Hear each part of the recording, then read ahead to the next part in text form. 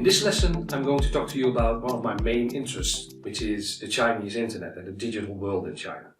I'm going to share 9 things that you really should know about the Chinese internet and what makes it different from the West. So it's sort of like a mini introduction into everything online in China. So the first thing that you need to know is that the Chinese internet is really different from what we are used to in the West. About 20 years ago, there was a big change that resulted into sort of like a split off and a totally different universe, online universe in China, where we are used to using platforms like Facebook, Amazon, Netflix and Google, so we call them the FANG. In China, they are using BAT-TMD. And BAT-TMD stands for the companies Baidu, which is China's main search engine. You have Alibaba and Ant Group, they are in e-commerce and they are in fintech, so financial, online finance. You have Tencent, which is behind the popular chat app WeChat. You have ByteDance. ByteDance is also known as Toutiao, that was their first product, so that's why it's the T in TMD. But you might know them as the company behind TikTok. You have Meituan-Dianping, which does a lot in meal delivery, but also in hotel booking, etc., etc. And you have Didi Chuxing, which is in ride-hailing. It's basically the Chinese Uber. So let's have a look at what happened and what created this different internet in China. So in China, in about 20 years ago, the Chinese implemented something that is called the Great Firewall. Now, they don't call it the Great Firewall themselves. That's something that we labeled the system with. But it's basically a system that keeps out foreign content.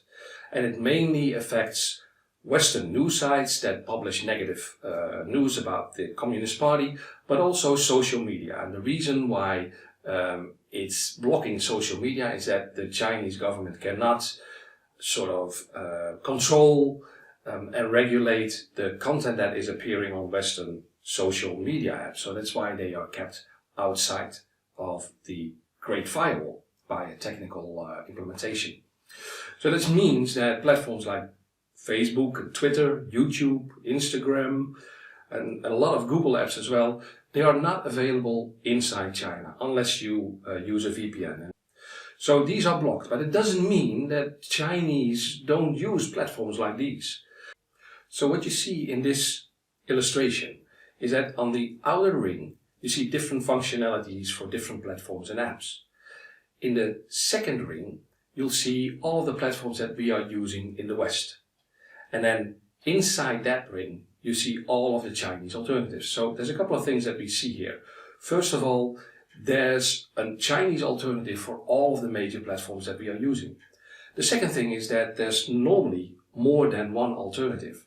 This also means that there's much more competition between platforms in China. And the third thing is, if you look at the green icon, there's also apps that cover multiple functionalities where we only have one app doing that specific thing. And that's WeChat, and I'll talk more about that later in a minute. So the second thing you need to know is that e-commerce is really enormous in China. You might be buying a lot of stuff online, but it's nothing compared to what's happened in China, especially over the last 10 years. If you look at this graph, in 2005, the Chinese online shopping market was only 0.4% of the total global e-commerce market.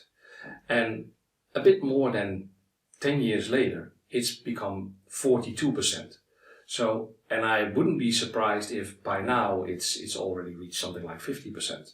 So 50% then of all of the things that are bought online are bought in China by Chinese consumers.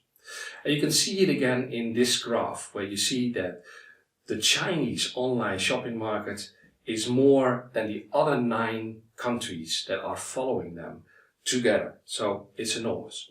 Now you might think, well, that's not so strange looking at this picture. Of course, in China, there's 1.4 billion people compared to maybe 300 million in the United States. So it's sort of normal that they are buying more online because there's more people. But not everybody is online. About 70% of the Chinese people are online, and not everybody that is online is actually buying things on the internet. So if you zoom in a bit, there's a couple of things that explain this very high number in China, besides the bigger population. One of the things is that the share of e-commerce in total retail is much higher than in other markets. Well, in this specific research, they came to 24%.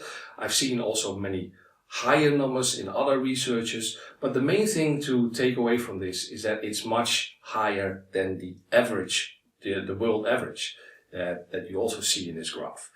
And one of the reasons for this is that retail infrastructure, offline retail infrastructure, so shops and malls, etc., are really not that good outside the Chinese big cities. So for a lot of people that live in smaller cities or in the countryside, buying things online might be the only way to get hold of a specific product. Another thing that is very specific and very unique to China is the amount of money that people, the average online shopper, spends online. Now, if we sort of illustrate this by looking at the GDP per capita, and we compare that to the average revenue per user, so the average revenue that an online shopper is buying online, we see a much higher number in China. So Chinese people are spending much bigger part of their disposable income on buying things online. And again, this also has to do with the fact that in certain parts of China, the retail infrastructure might not be that good. The third thing I want to share with you is who are the main e-commerce players. Because if you look at the top 10 e-commerce players, you will notice that there's not many familiar names in here. And you might also think, why is Amazon not in here? Well, Amazon used to have a Chinese website, was in the top 10 for a while, but it's basically disappeared. It still exists, but it's very small compared to some of the other e-commerce players that you see here. And I'll go through the top 3 with you, the most important ones. So first of all, you have Alibaba. And what a lot of people don't know is Alibaba started with a website called Alibaba.com back in 1999. And Alibaba.com is a sourcing website. So if you are importing from China, you as a company can go on Alibaba.com and source your products there. It's one of the main sourcing platforms in China. Ever since it's become like an international platform where every merchant from everywhere around the world can sell to any other purchaser anywhere around the world. But this is how the Alibaba Group company started. Then, after a while, in 2003, they launched Taobao, which literally means searching for treasure, which is a C2C platform. So it means that consumers, but also small merchants, can sell to other consumers and small merchants on this platform. And it's specifically for the Chinese market. So you could compare it basically to eBay. It's a bit like the eBay platform. And all of Alibaba's platforms are marketplaces. So they don't buy stuff and sell stuff. They facilitate buying and selling between merchant and purchaser and buyer. So Taobao was the first consumer-to-consumer website in China in 2003. When the market became more mature, the consumers were looking for more reliable parties to buy from, because there was a lot of counterfeit goods also being sold on Taobao and a lot of shoddy products. So Alibaba launched Tmall. And Tmall is a business-to-consumer platform. So that means that you can sell on Tmall, but you have to be the brand itself or the retailer itself or an authorized reseller of that product. So basically how I explain it is, if you find like a large quantity of Nike shoes, as a consumer you can sell it to other consumers on Taobao, but if you want to do that on Tmall, you have to be Nike or an official reseller of Nike. So this is one of the ways that the market became more mature. A second party in China, a second e-commerce platform, is JD.com. JD stands for Jingdong. It's very different from Alibaba in many ways, because like I said, Alibaba mainly has marketplaces, whereas JD is more like an e-tailer. So it is comparable to the original form of Amazon, where Jingdong buys products and they mostly resell them to consumers. What Jingdong is also very well known for is their speedy delivery, especially in the bigger cities. they can deliver within half a day. Also, what they are doing is they are experimenting with many different forms of autonomous delivery, like autonomous driving cars or even drones in remote areas, so that a drone can fly a package to a remote village instead of somebody having to drive there. So Jingdong is very well known for its logistics as well. A third party is Pinduoduo. Pinduoduo is relatively new. It only appeared on the Chinese market a few years ago, but it's very different from these other two players, Alibaba Group and JD.com. What Pinduoduo does, they aggregate demand for manufacturers by giving very low prices. So if you go on the Pinduoduo app, you will see that there's two prices, the regular price and the price that you get when you get this through group buying. And how do you get this through group buying? It shows here that you need a certain number of people to get the low price. Now, how do you get, in this case, 2 people to buy this shirt? It's relatively easy. You can either share this product in your social network and ask one of your colleagues or family members or friends to buy this together with you, but you can also easily team up with somebody that has already in the app said, I want this product. Is there anybody else that wants to buy this together with me? So the app facilitates this group buying process. And that works relatively well. Pinduoduo has been really successful with its business model. As you can see in this graph, in 2020 they overtook Alibaba as the platform with the most customers. Now don't be fooled by this. Pinduoduo might have more customers, but people are still buying more products and spending more money on Alibaba. So Alibaba is still a much bigger platform as far as sales is concerned and as far as profit is also concerned. But it's really impressive what Pinduoduo has done in a couple of years' time. In this graph you can also see Pinduoduo rising up in a couple of years and basically taking market share from Alibaba. It competes mainly with the Taobao platform, and since Alibaba was the biggest monopoly basically in China, it could only use more market shares when successful new players arrive. So that's what we see happening in this graph. The fourth thing I want to share with you is that cross-border e-commerce is really popular in China. So as you can see, cross-border e-commerce, especially since the mid-10s, became very popular and is still growing quite quickly over the last couple of years. And some products are really very popular to buy from outside of China. And that especially goes for skincare products and also baby products like milk powder. Because Chinese people don't really trust a lot of their domestic products, so they prefer to get them from outside the country. There are different reasons for buying on a cross-border commerce platform, so buying products from outside China if you're a Chinese consumer. One of the things is that they expect better product quality, especially in the categories I just mentioned. Another thing is that it might be cheaper than buying the same product within China because there's all sorts of tax that are added on luxury items specifically. And another thing is that they might have a brand preference and that brand might be difficult to get inside China, so they get it from outside. But don't expect these Chinese consumers to actually go and buy it on an Amazon.com or on a comparable platform on the international market, because most of them actually prefer to do that on a domestic platform. A domestic platform would be a website, a marketplace, where Chinese consumers can buy products from outside China, but it's a Chinese website, it's run by a Chinese internet company, it has Chinese payment methods, it has Chinese language. So that's what they prefer to do, and that's platforms that we've seen appear in the last 10 years. So there's, for instance, Tmall Global. So Tmall, that I described earlier, came with their own international platform for cross-border commerce. You also have Kaola, which is used to be part of NetEase, but has been bought by Alibaba. And JD, of course, also has a platform called JD Worldwide. That is their cross-border platform. So if you, as a company, want to sell to Chinese consumers, this is one of the channels that are probably most efficient in reaching the Chinese consumers.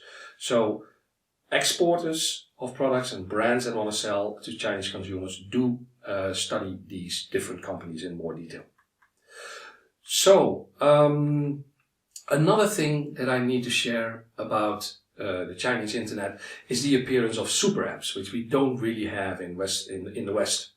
So a super app basically can be described as an app that started, for instance, as a chat app in the case of WeChat, but very soon grew out to have much more functionality.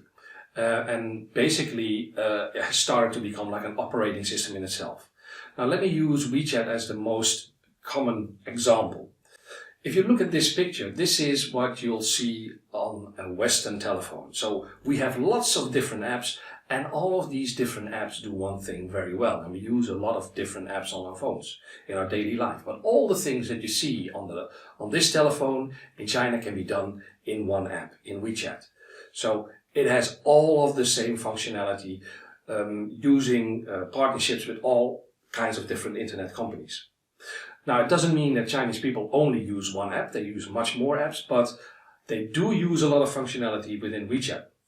If you, for instance, go into the WeChat wallet, you'll see all kinds of different functionality. So you can get your rental bikes, you can use ride hailing, you can buy things on JD.com, you can order meals from Meituan Dianping, you can book hotels in Luyo and other websites. And basically what happens here is that Tencent gives these companies in which they invest a very prominent place in their WeChat wallet and thereby create traffic to the companies that they have invested in. And for the consumer, it offers a lot of convenience to have that all available in one app.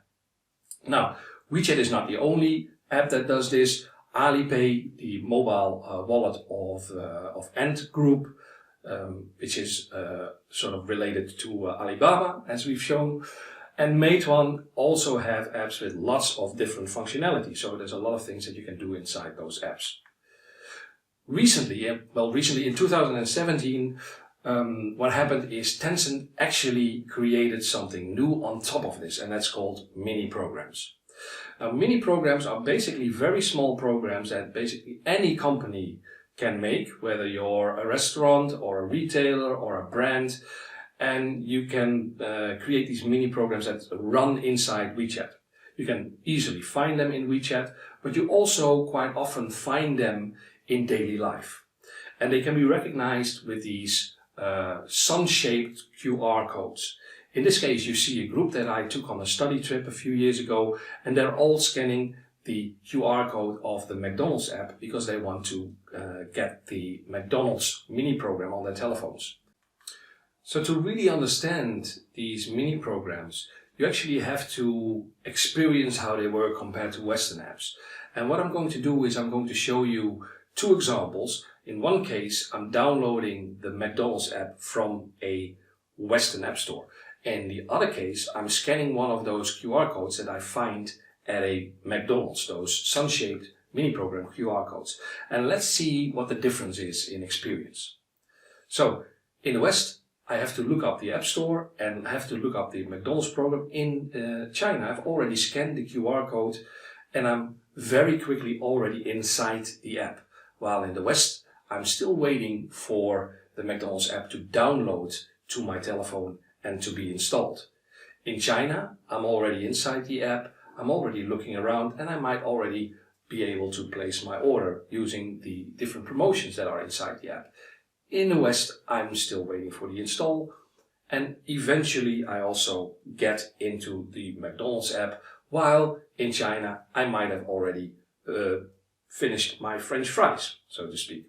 So there's much more convenience, and basically as a company you can create your own mini programs that do everything that you can imagine, from an online shop to live streaming to loyalty programs, you name it, it can be done, built into one of these small apps and then run inside WeChat. It also means that you don't have to develop a version for Android and a version for iOS, Apple iOS anymore, because you just need to create one version for WeChat.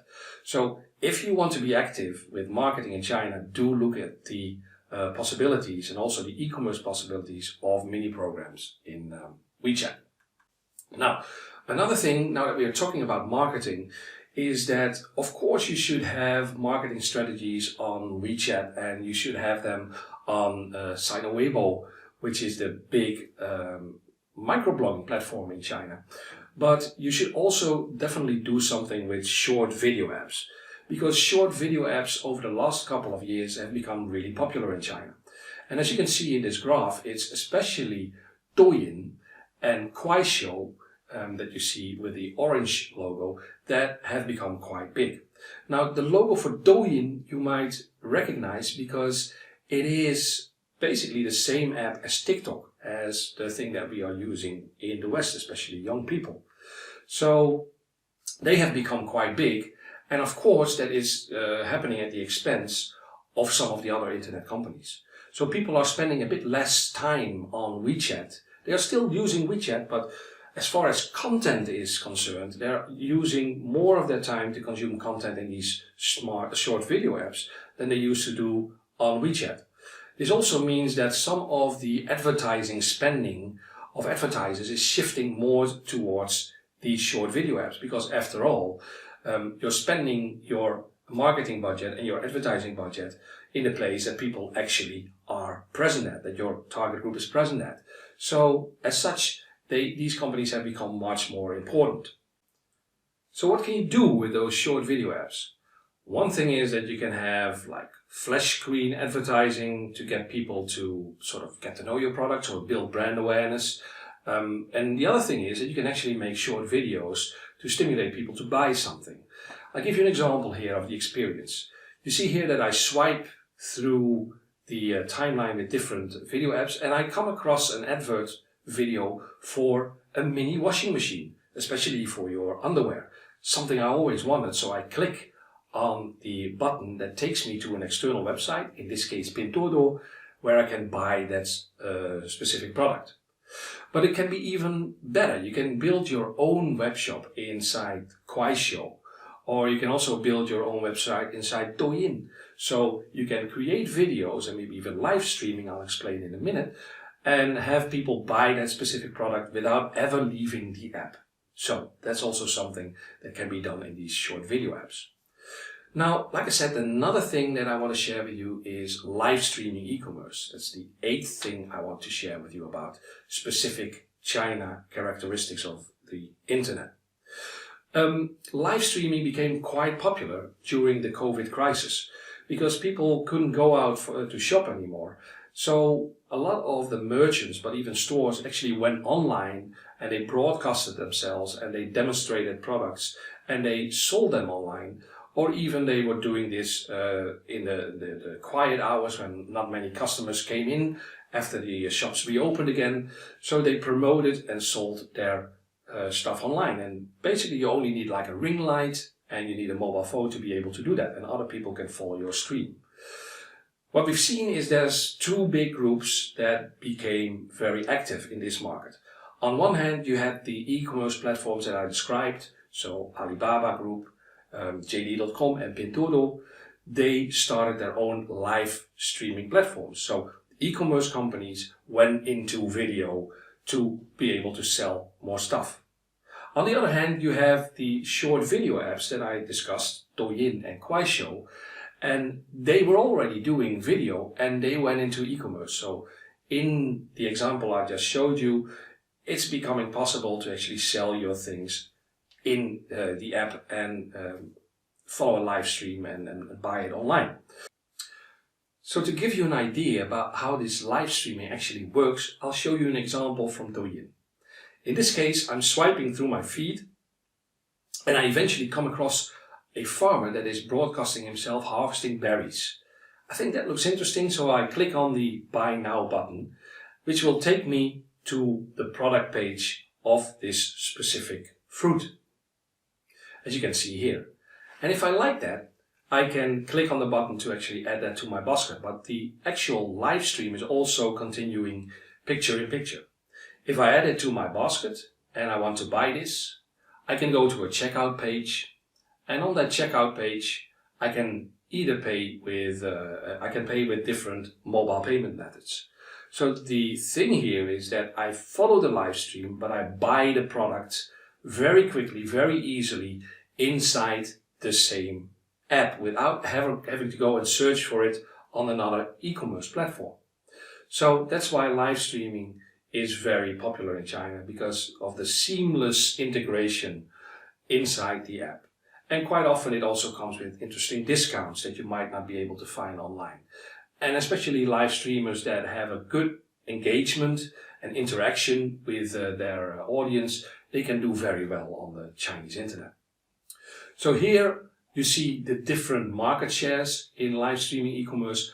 Alibaba is the biggest one with Taobao, and then Douyin and Kuaishou are the two parties following them.